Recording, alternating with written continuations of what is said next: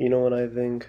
I think more respect needs to be put on Rampage's name. Rampage is the name of one of AEW's 3 televised shows, and if you were to rank each show based on importance, promotion, magnitude, whatever, Rampage would place 3rd. It's AEW's C show, I guess. Dynamite is the primary show for AEW, and Collision is also pretty important, but you could also say it's a B show.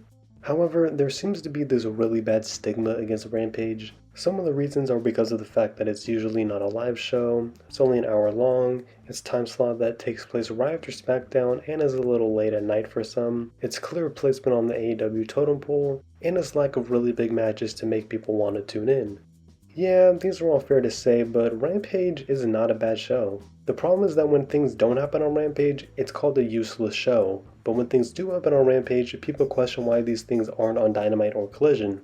It's somehow a no-win situation, but the thing is, wrestling fans are just stupid and don't know what they want. I know what I want, and that's a great show like Rampage. Rampage is so fun because of the fact that it is just an hour long. Most wrestling shows are 2 hours, or in the case of Monday Night Raw, 3 hours, and having just a 1 hour show of wrestling where you can just lay back and vibe out is great. AEW is the only modern wrestling I watch, and so yeah, I may be a bit biased, but I genuinely look forward to watching Rampage each week. Rampage is cool because it's already known that not many people are going to check it out, compared to Dynamite for example, so the cards and matches that are put on Rampage usually end up being a little more random, but this is what makes it fun for me. I'm always looking forward to what the Rampage card is going to be because it'll probably be something a little wacky. And Rampage hasn't always had this stigma against it. In the early days of Rampage, when it debuted in August of 2021, lots of big moments took place on the show.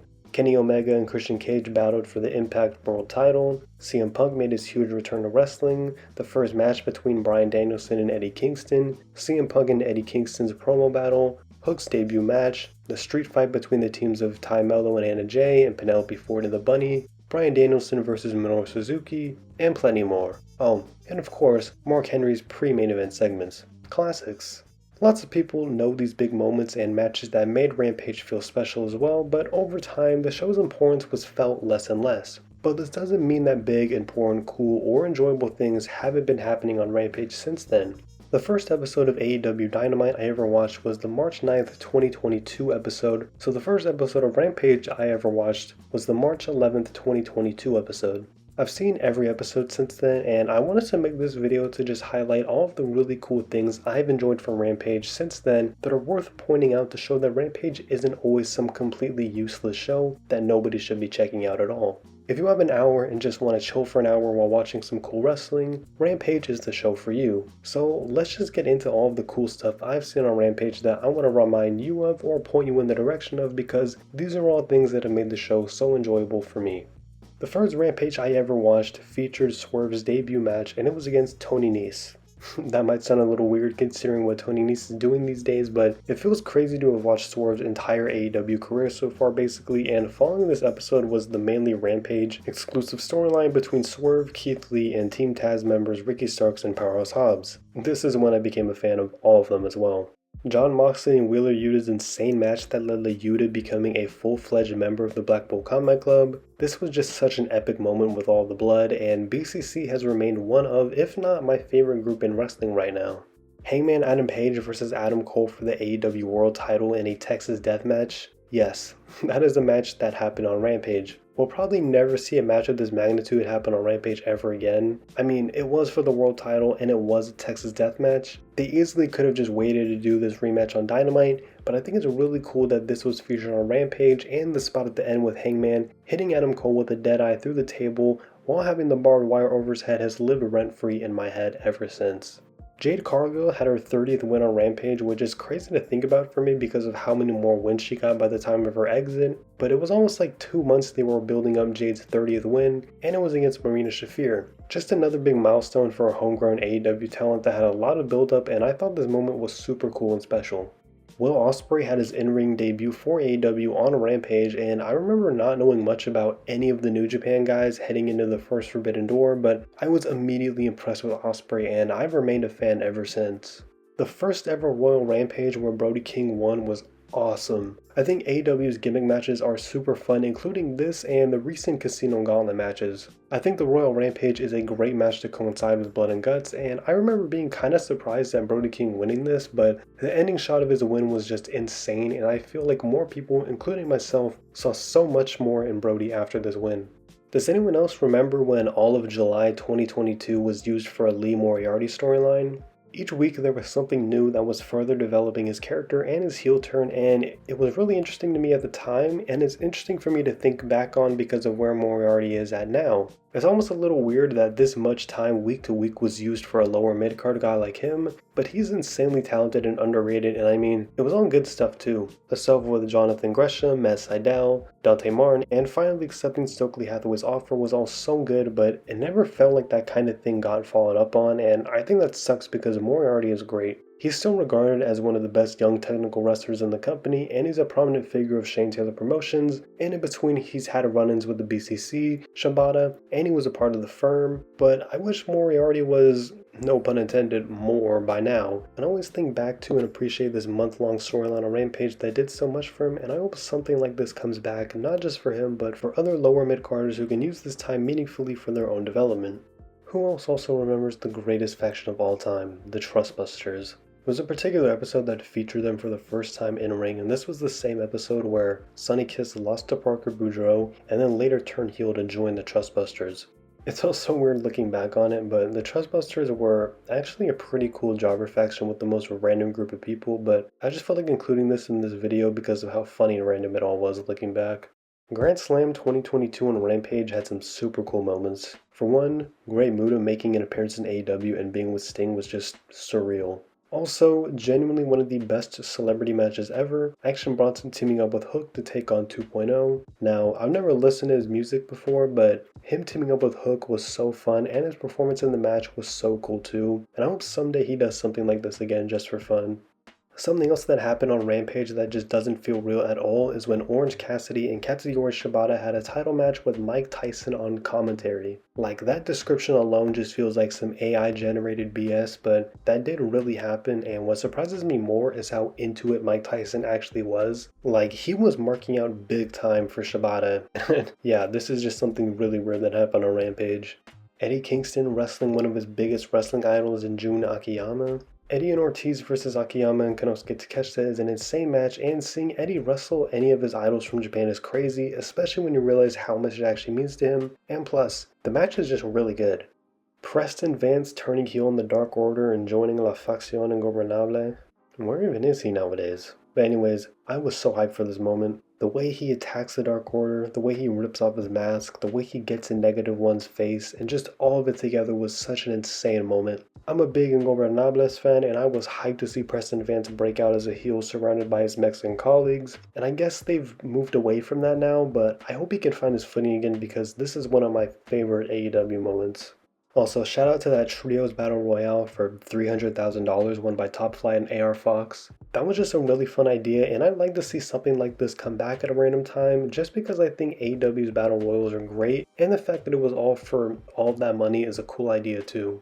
Swerve and the original Mogul affiliates did a majority of their stuff on Rampage, and it's crazy to see where Swerve is now compared to then when he was trying to find his footing as a new heel with his new trio on Rampage. And this is also when he started his little rivalry with Dustin Rhodes, which I think was a pretty cool use of Dustin since he's used pretty sporadically in AEW. I think their segments and everything were great, and I just like seeing this direction for Swerve despite the people in his group, but luckily he got all that changed. I mean, look at him now.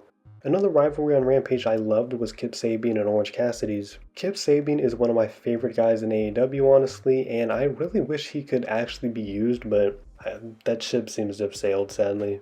I absolutely love this storyline because of the amount of investment that went into Kip, especially after so long when he was under that box and then just farming wins on Dark. Kip Sabian is just so good, and he was a perfect foil for Orange Cassidy, and honestly, I was kind of convinced that Kip was maybe going to win the international or I guess All-Atlantic Championship, so I was a little disappointed that he didn't, but this whole rivalry was great, and I hope for one day that Kip Sabian gets back to something like this.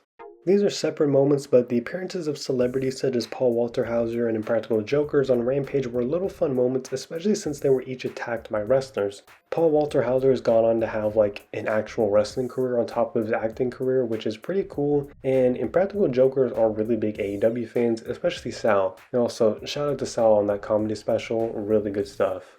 Ruby Soho and Willow Nightingale versus Ty Mello and Anna Jay in a street fight was awesome. Whenever you put the women in AEW in a street fight or any kind of stipulation match, they kill it every time. Willow and Ty J especially always kill it, and this isn't the last kind of this match to be mentioned in this video, but yeah, shout out to this sick match.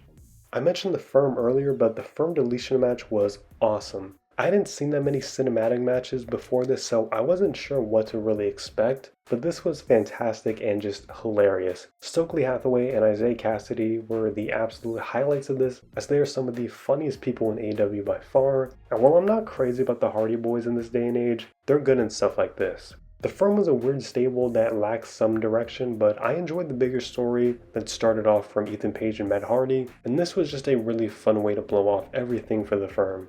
A super cool episode of Rampage was this episode titled Championship Friday. No AEW titles on the line, but a bunch of super cool matchups with AAA, New Japan, and Ring of Honor / AEW wrestlers. Rampage usually has at least one jobber match every episode, but this was a rare episode where every match was a competitive title match, and I'd love to see another episode of Rampage like this, with just a bunch of super fun title matches from other promotions that AEW is partnered with.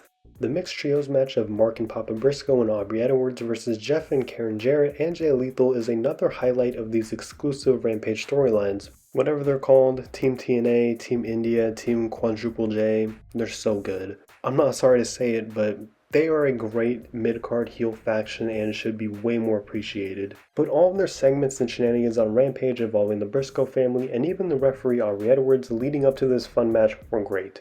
Mark Briscoe is also just such a gem, and whenever he's doing anything with Jay Lethal, it's great. So all of this plus the actual match were just super fun.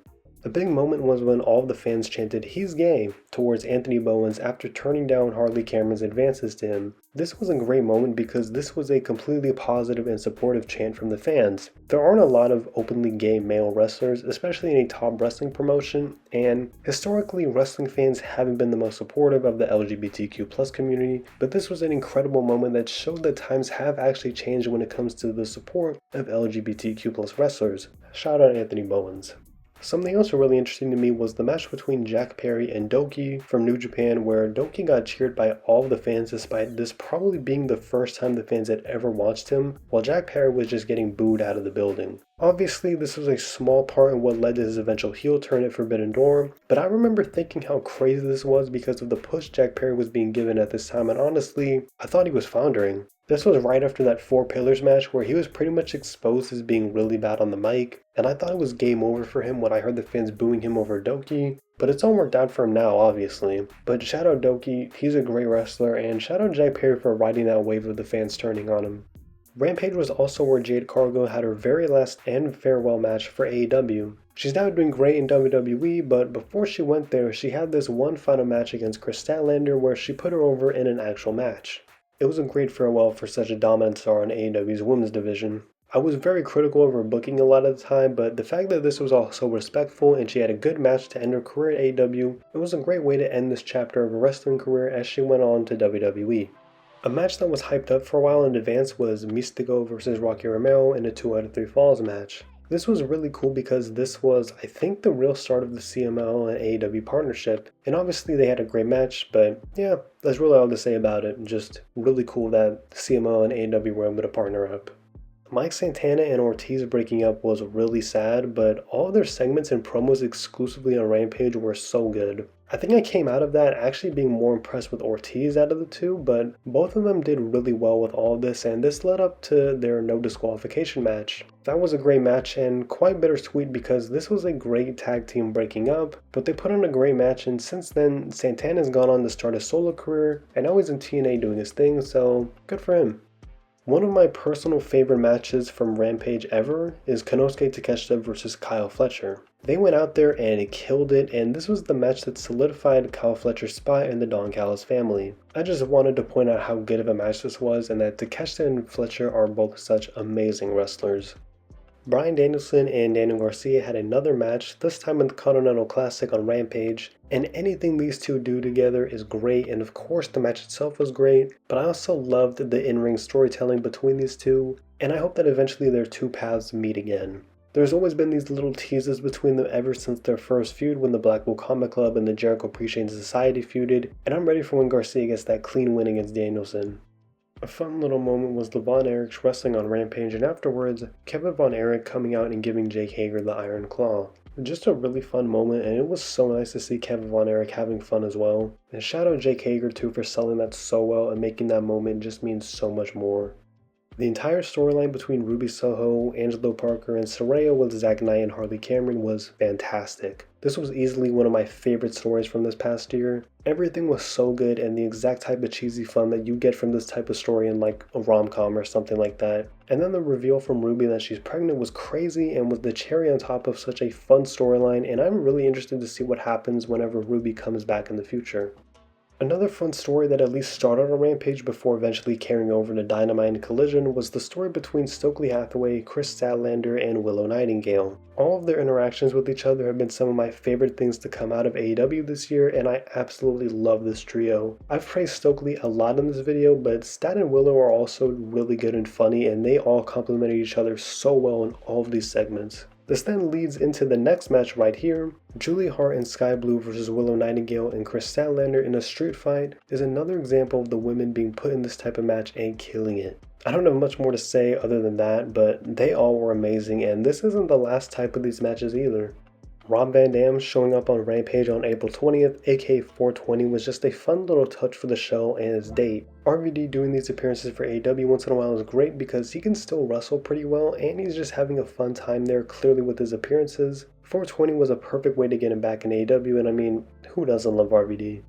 Best Friends unfortunately broke up, but Trent Beretta and Chuck Taylor had a great parking lot brawl on Rampage. This is likely going to be Chuck Taylor's last ever match as well, which is really sad, but it's also a great way to end a wrestling career by having that kind of brawl with your best friend. It's a real shame that he's likely not ever going to wrestle again, which makes this match really bittersweet, but I'm glad they got to have this kind of match and really go all out in it too. And then one final shout out to Sky Blue versus Willow Nightingale in a Manitoba Massacre match. Like I said previously, these women just know how to kill it when it comes to these stipulation matches, and this was another example. They went all out, and Sky Blue has really emerged from these matches. She's been wanting to have these kind of matches for a long time, and Willow has been greater than two, so all in all, Manitoba Massacre was a fitting name for this match because of how brutal and great it truly was. And there we have it, all of the moments, matches, and much more from Rampage since I started watching weekly that have stuck with me and that I find to be great, enjoyable, important, or memorable. Rampage is a very underrated show and doesn't deserve the negative stigma it has. Do a lot of huge things happen on it? Not necessarily. However, a lot of cool things do happen on it, and who knows, you could be missing out on some exclusive storyline that's actually really good. Just saying. And if anyone in AEW has somehow found this video, I respect you a lot, maybe even more than I already do. Anyways, comment down below your favorite moments from Rampage or from any other wrestling show that's out there that you find to be underappreciated. Also, comment down what else you'd like to see me do on this channel, like the video, subscribe for more videos, and yeah, thank you for watching.